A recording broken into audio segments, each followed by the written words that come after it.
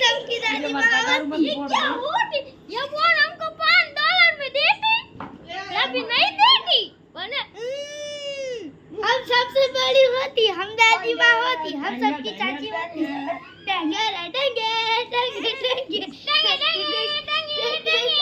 दूर दूर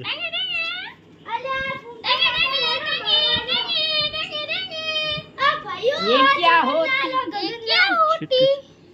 शेटे जेम बोलो और भैया चमनलाल गगनलाल है ना भूखा काका बोलो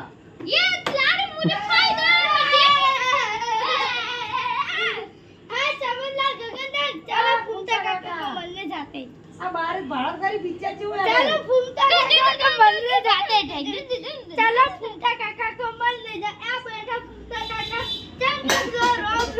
रो रोम आओ रा बाटी जाओ आओ ये ढोली आ गया किसी को लगे ना तो इसी को बुलाने का ए वरगोटी गाड़ो ये देखो हमारा इससे लाड़ी लेकर जा रहा है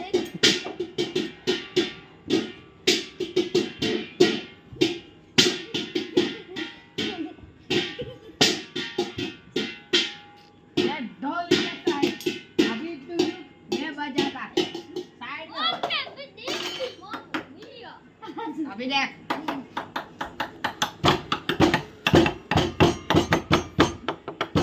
ये असली गोली होता है असली गोली ए गाइस ये असली गोली है ये देखो थाल फूट गई हम कल मिलेंगे टाटा बाय बाय चलो अभी बोलो बोलो चैनल चैनल सब्सक्राइब करो लाइक करना